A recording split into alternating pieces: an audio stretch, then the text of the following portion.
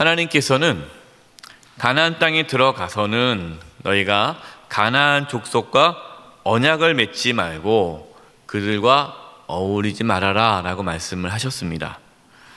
그 이유는 가나안 족속과 어울리다 보면 또 그들이 섬기는 우상들을 함께 섬길 수 있기 때문이죠. 가나안 풍습을 따르지 말고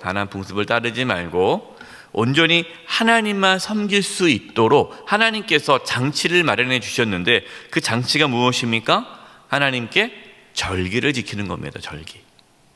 여러분, 이 절기라는 것이 이스라엘 백성들이 가나안 풍습을 따르지 않고 계속해서 하나님께 집중할 수 있도록 만들어주는 그게 장치예요.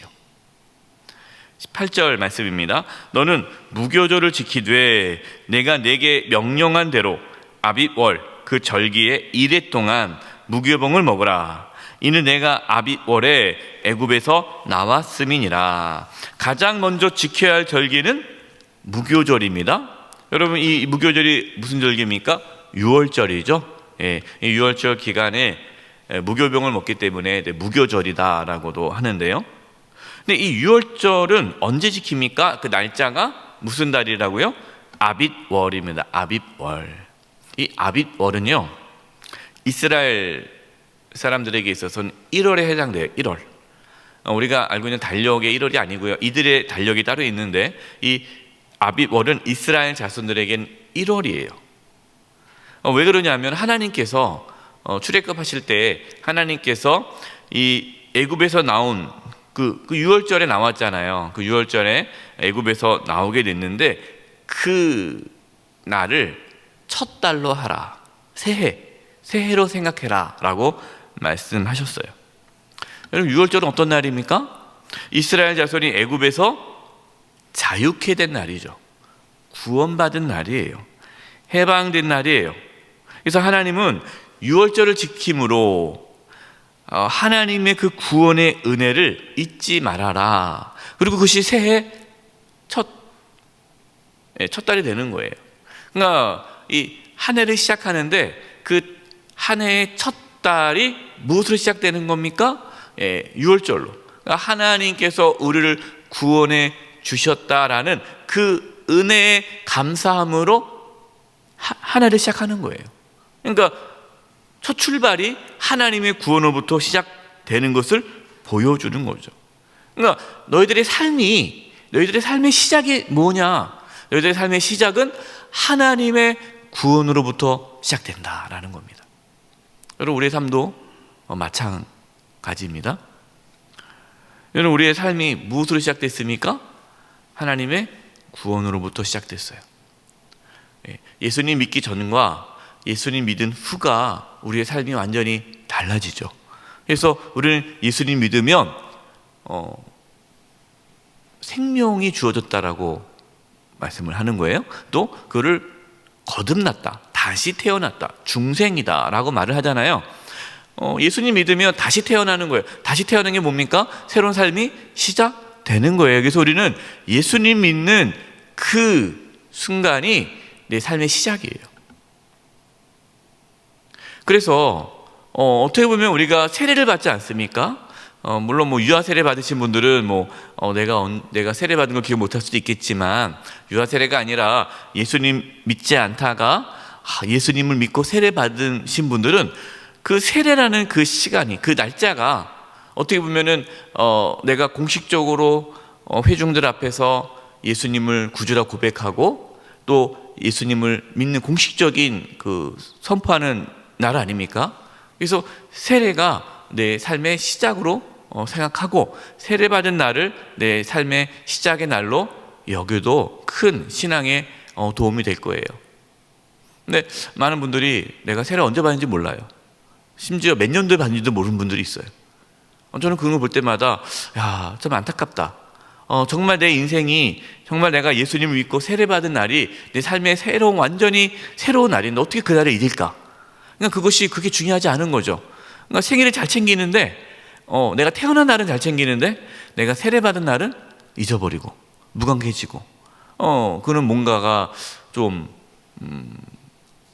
아쉽다라는 생각이 들어요. 뭐 그거 못하고 해서 뭐 여러분 세례 기억 못한다고 해서 뭐 하나님이 뭐 벌하고 그런 건 아닙니다. 우리가 어떻게 보면 내가 신앙의 어떠한 출발점을 세례받은 날을 기억하면서 내가 세례받은 날을 다시 돌아왔을 때 다시금 내가 하나님 앞에 결단하고 고백하고 나아간다면 여러분 그 세례받은 날이 여러분의 신앙에 큰 유익이 될 거예요. 혹시 네, 세례받은 날에서 기억 못한다면 잘 한번 생각하시고 또 그날 잘 찾아서 기억하셨다가 매년 본인이 세례받은 날을 다시 한번 하나님께 감사 고백하고 신앙의 결단의 시간을 가져도 좋을 것 같습니다. 우리는 늘 삶의 근거, 출발점을 하나님의 구원에 둬야 돼요. 내가 하나님의 자녀로 구원받았다라는 것이 우리의 삶의 근거가 되어야 합니다. 늘 하나님의 구원에 대해 감사하며 살아가는 저와 여러분 되기를 바랍니다. 두 번째 22절입니다. 77절 곧 맥추의 초실절을 지키고, 이게 두 번째 절기예요. 77절 곧 맥추의 초실절을 지키고, 여러분 이 77절은요 첫 번째 수확을 했을 때 하나님께 드리는 감사절기예요. 이제 농사를 이제 하지 않습니까? 농사를 해서 처음 수확했을 때 그 첫 수확했던 것을 하나님께 드리면서 하나님께 감사했던 절기가 77절이에요. 그 다음에 세 번째는 무슨 절기입니까? 22절을 보니까 새말에는 수장절을 지키라. 이 수장절은요 세 번째 절기가 수장절인데 모든 곡식이 모든 곳이 다 수확을 합니다. 이제 추수가 다 끝났어요. 추수가 다 끝나고 하나님께 드리는 감사절기예요. 그러니까 첫 번째 수확 때 한번 하나님께 감사절기를 드리고, 그다음에 모든 수확이 다 끝났을 때 또 하나님께 감사절기를 드리는 겁니다. 그러니까 77절, 수장절, 이거는 무엇을 의미합니까? 모든 것이 다 하나님의 은혜요. 또 이렇게 내가 살아갈 수 있는 것, 이렇게 하나님께서 우리에게 이런 곡식과 살 수 있는 이런 모든 것을 주신 것에 대한 은혜에 대한 고백이고, 또 이 모든 것이 다 누구 거라는 겁니까? 하나님 거라는 하나님의 주권에 대한 고백이에요. 절기를 세 번 드리는데 첫 번째 6월절은 구원해 주신 그 은혜에 대한 고백이고, 두 번째, 세 번째 절기 77절과 수장절은 하나님께서 모든 것을 다 주셨다, 또 모든 것이 다 하나님 것입니다 라는 그러한 고백이 담겨져 있습니다. 그것이 뭐로 나타나는 거예요? 감사로 나타나는 거죠. 감사. 그래서 여러분 감사가 참 중요합니다. 우리가 지난 주일에 추수감사주일을 지켰는데 감사가 왜 중요하냐? 감사를 한다는 것은 하나님의 은혜를 고백하는 거고 하나님의 주권을 인정하는 거예요. 여러분 우리의 삶에 감사가 없다라는 것은요 하나님의 은혜를 내가 모르는 거고 하나님의 주권을 인정하지 않는 거예요. 그래서 범사에 감사하라. 우리가 어떻게 범사에 감사할 수 있습니까? 믿음이 있어야 감사할 수 있다고 말씀을 드렸잖아요. 감사는요 믿음의 표현이에요. 이 감사라는 것은 믿음의 표현. 그래서 믿음이 있으면 반드시 감사함으로 나타나게 되어 있어요. 그래서 감사가 중요한 거예요. 내 삶에 감사가 없다, 불평과 원망과 뭐 이런 것만 있다, 하나님께 대한 감사가 없다, 그러면 지금 나에게는 믿음이 없다라는 뜻이에요. 23절입니다. 너희 모든 남자는 매년 3번씩 주 여호와 이스라엘의 하나님 앞에 보일지라. 반드시 이 3번씩, 그러니까 3대 절기를 꼭 지키라 라는 거죠. 1년에 이 3번을 꼭 지키는 거예요. 그러면 이것을 지킴으로써 이스라엘 자손이 우상에 빠지지 않게 되는 거죠. 하나님의 구원에 대한 감격에 대한 고백이 있고, 또 추수하는 모든 것이 다 여러분 알다시피 이 가나안 족속에 있는 뭐 바알 신이라든가 뭐 아세라 신이라든가 그 가나안 땅에 있는 모든 신들은 어떤 신입니까? 풍요의 신이에요. 농사의 신. 그러니까 그들은, 이 가나안 사람들은 자기들이 섬기는 그 신이 이 농사를 잘하게 했다라고 생각하거든요. 예. 그러니까 이스라엘 자손들은 이 매번 3번 이 추수할 때 첫 추수와 그다음에 다 추수 끝났을 때 하나님께 이 감사절기를 드림으로써 가나안 신, 그 우상신을 섬기지 않게 되는 거죠. 예. 아니다.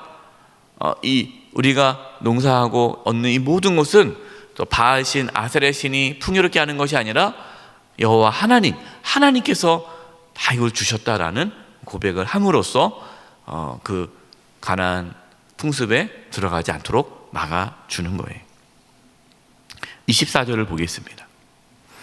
내가 이방 나라들을 내 앞에서 쫓아내고 내 지경을 넓히리니 내가 매년 3번씩 여호와 내 하나님을 뵈려고 올 때에 아무도 내 땅을 탐내지 못하리라.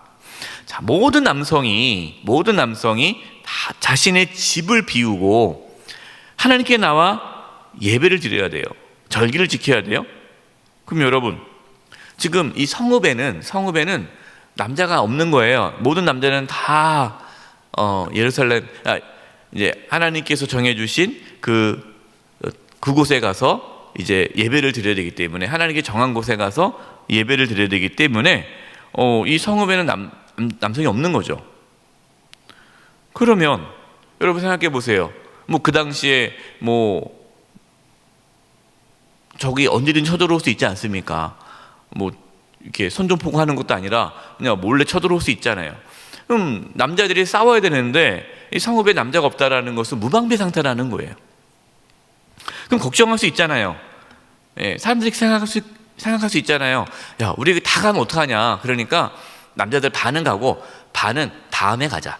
나눠서 가자. 왜? 적군이 쳐들어오면 이 성읍이 다 이게 함락될 수 있으니 우리 처자식을 지켜야 되지 않겠느냐. 합리적인 생각 아닙니까? 근데 하나님 그렇게 하지 말라는 거예요. 걱정하지 말아라. 다 와라. 내가 성읍을 지킬 것이다. 내가 성읍을 지킬 것이다.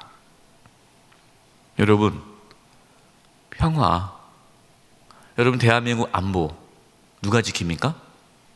하나님이 지켜주셔야 돼요. 우리는 그걸 믿어야 됩니다. 여러분의 가정 누가 지킵니까? 하나님이 지켜주셔야 돼요. 우리 교회 누가 지킵니까? 하나님이 지켜주셔야 돼요.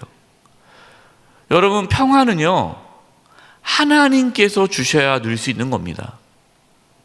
뭐 내가 지킨다, 내가 나를 지킨다, 내가 교회를 지킨다, 내가 우리의 가정을 지킨다. 물론 하나님께서 우리를 통해서 지키세요. 그러나 궁극적으로 하나님이 지켜주시는 거예요. 그렇기 때문에 우리는 하나님만을 의지해야 합니다. 하나님만을 바라봐야 돼요. 하나님만이 우리에게 평화를 주십니다. 우리가 하나님 안에 있을 때 우리는 안전합니다. 하나님만이 우리의 피난처시요 산성이요 피할 바위심을 믿으시기 바랍니다. 두려워하지 마세요. 하나님이 지켜주세요. 29절입니다. 모세가 그 증거의 2판을 모세의 손에 들고 시내산에서 내려오니 그 산에서 내려올 때 모세는 자기가 여호와와 말하였으므로 말미암아 얼굴 피부에 광채가 나나 깨닫지 못하였더라. 이제 시내산에 올라가서 하나님을 40일 동안 만나지 않았습니까? 만나고 내려오는데 모세의 얼굴에 빛이 나요. 광채가 나요.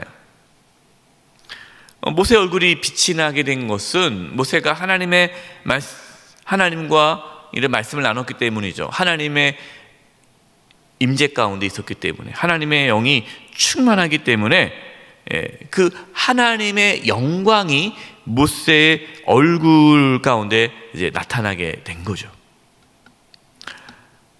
여러분, 저와 여러분도 마찬가지입니다. 여러분, 우리 얼굴에 빛이 나기를 바랍니다.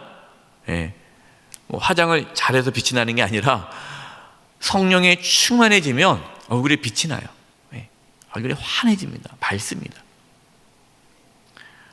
그래서 우리 얼굴이 천사의 얼굴처럼 환해져가지고 사람들이 볼 때마다 아유 이렇게 얼굴이 환하시다고.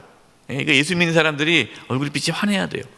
맨날 인상 쓰고 막 이렇게 짜증난 표정과 막 화난 표정과 막 그런 찡그리는 얼굴이 아니라 늘 환하게. 성령 충만해야 되겠죠. 여러분 우리가 어떻게 얼굴에 빛이 날 수 있겠어요? 그러니까 성령 충만함을 받아야 돼요. 성령 충만해져서 우리 얼굴에 빛이 날 수 있기를 바랍니다. 33절입니다. 모세가 그들에게 말하기를 마치고 수건으로 자기의 얼굴을 가렸더라.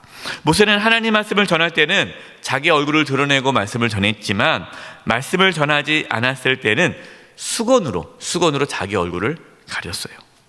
왜 그렇게 했습니까? 이스라엘 자손들이 자신에게 집중하지 않고 하나님의 말씀에 집중하기를 원했어요. 그러니까 얼굴에서 막 빛이 나니까 이 이스라엘 자손들이 하나님을 바라봐야 되는데 누구를 바라보는 거예요? 모세를 바라보는 거예요. 모세. 왜? 신령해 보이잖아요. 막 얼굴에 빛이 나고 하나님 눈에 안 보이는데 모세는 눈에 보이지 않습니까? 그러니까 이 이스라엘 자손들이 하나님을 바라보는 것이 아니라 모세를 바라볼까 봐 모세가 자신이 그 하나님의 영광을 자기가 빼앗아가지 않도록 하기 위해 얼굴을 가리는 거예요. 참된 지도자는 하나님만을 드러냅니다. 여러분 어떻습니까? 하나님만을 드러내기를 원하십니까? 아니면 하나님을 이용해서 자기가 드러나기를 원하십니까? 사람들이 자신을 따르도록 해서는 안 되고요, 하나님을 따르도록 해야 돼요. 근데 이 잘못된 영적 지도자들은 나만 따르라고, 나만 믿으라고, 내가 다 해주겠다고, 내가 뭐 기도해주고 나만 믿고 따라오면 된다고. 여러분 그런 영적 지도자들이 있어요. 그 길 따라가면 안 됩니다. 추종자를 만들면 안 돼요. 그래서 이런 이단들이 다 자기를 따르게 하지 않습니까? 그렇게 영적 지도자 중에 이렇게 사람들이 자기를 따르도록 자기 세력을 만들고 내가 대단한 사람인 것처럼 계속 이렇게 해가지고 그 성도들이 그 영적 지도자만 따르게끔, 다른 사람은 뭐 이렇게 안 해요. 그냥 오직 그 사람 말만 듣는 거예요. 조종하게 하는 거죠. 여러분 이것은 정말 악한 일이에요. 우리가 하나님의 자리에 앉지 않도록 경계해야 합니다. 여러분 우리는 하나님 자리에 앉으면 안 돼요. 하나님의 은혜가 영적인 교만으로 변질되지 않도록 늘 깨어 기도하셔야 돼요. 여러분 은혜 받으면 참 좋죠. 근데 은혜 받으면 받을수록 우리는 경계해야 돼요. 겸손히 하나님 앞에 엎드릴 수 있기를 바랍니다. 늘 하나님만을 바라보시기 바랍니다. 그래서 우리가 세상 속에 살아가지만 이스라엘 자손들이 가나안 땅 속에 살지만 그 가나안 풍습을 따르지 않고 하나님을 바라보고 살았던 것처럼 저와 여러분도 세상 속에 살아가지만 세상의 삶의 방식, 세상의 풍습을 따르지 않고 오직 하나님만 바라보며 살아갈 수 있는 저와 여러분 되기를 간절히 축원드립니다. 기도하겠습니다. 하나님 아버지, 저희가 이 세상 속에 살아가면서도 세상의 삶의 방식이 아니라 오직 하나님만을 따르기를 원합니다. 주님, 구원의 감격 가운데 살게 해주시고 모든 것이 다 하나님의 은혜임을 깨닫고 하나님의 주권을 인정하며 감사하며 살게 해 주시옵소서. 예수님의 이름으로 기도드립니다. 아멘.